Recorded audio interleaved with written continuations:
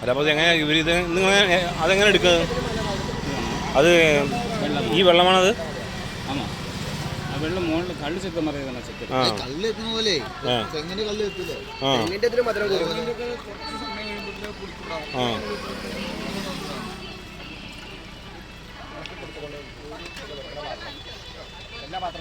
ഇതിൽ വെള്ളം മിക്സ് ചെയ്തിട്ടുണ്ടാവും.